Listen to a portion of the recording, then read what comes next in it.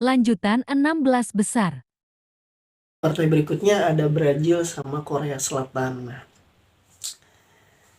Korea Selatan itu lawan tim Eropa mereka selalu bagus. Jerman sempat dikalahkan, terus kemarin sempat mengalahkan Portugal. Pokoknya bisa ngelawan lawan tim Eropa. Tapi mereka selalu kesulitan lawan tim-tim kayak Argentina sama Brazil gitu. Yang benar-benar pemainnya itu punya skill gitu. Korea Selatan itu kayak diajarin main bola lah sama pemain Brazil. Bahkan Brazil itu udah unggul 4-0 cuma 30 menit, 36 menit gitu. Mereka mencetak gol di menit ke-7 lewat si Pini yang golnya keren banget, itu benar-benar skill individunya pada keren gitu. Terus ada gol penaltinya Neymar, terus ada Richarlison juga yang ya prosesnya sangat bagus gitu. Richarlison umpan 1-2 gitu dan dia menyelesaikannya dengan bagus. Terus ada gol dari si Paqueta juga di di menit ke-36.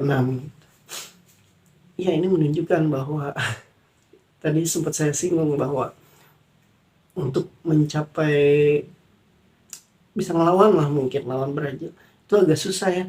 Sekarang mereka bisa mengejar Eropa, tapi mengejar Amerika Latinnya, Brazil Argentina agak susah juga gitu. Jadi kayaknya mungkin perlu beberapa tahun lagi gitu, dan mereka perlu mengikuti kompetisi di atas Piala Asia. Tapi memang karena kan hanya Piala Dunia gitu yang ada kompetisi itu, mereka sering diundang ke Amerika Latin, itu juga jarang menurunkan tim utama gitu. Mereka harus belajar banyak lagi gitu, bukan tidak bisa juara tapi bisa, cuman agak sulit. Dan ya Brazil sangat layak lolos ke 8 besar dan mereka akan ketemu Kroasia, dan menurut saya Kroasia bakal dihajar juga gitu. Kalau Brazil ini cukup enak sih dari penyisihan, 16 besar sama ke 8 besar lawannya mungkin di atas kertas agak enteng ya. Terus kita pertandingan berikutnya, Spanyol lawan Maroko.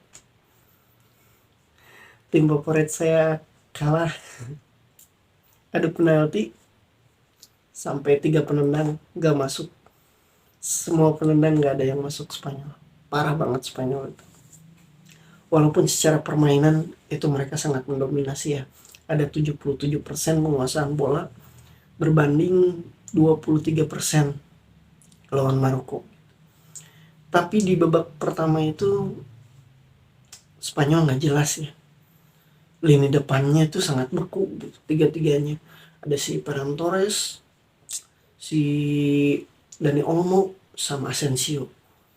Si Dani Olmo nggak begitu jalan, Ferran Torres kayak gitu nggak jelas gitulah. Terus si Asensio selingkir dengan bola, jadi bola tuh agak sulit untuk nyampe.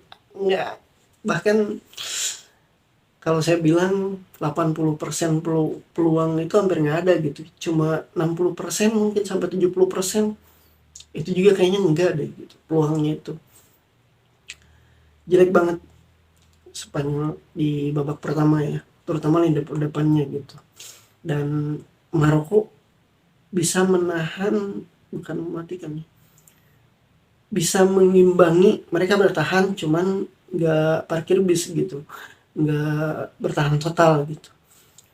Ada kuncinya di situ, main nomor 4 tuh si Amrabat ya.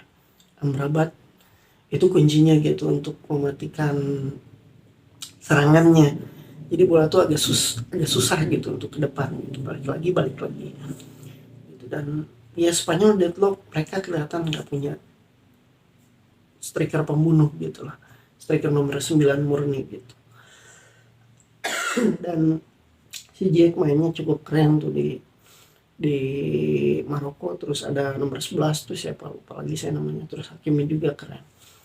Nah masuk ke babak kedua itu Spanyol harus mengejar gol ya, dan yang diganti itu si Asensio sama si Olmo, beneran diganti gitu.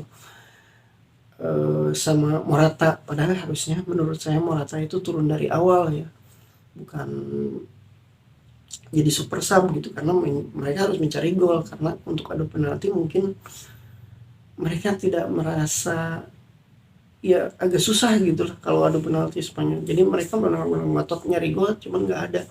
Bahkan kalau peluang yang terbesar itu ada dari si Pablo Sarabia ya di menit akhir itu yang kena tiang. Cuma itu gitu. Si siapa? Si Morata juga bahkan nggak ada peluang yang benar-benar mateng gitu, nggak ada gitu. Paling cuma 80% peluang gitulah.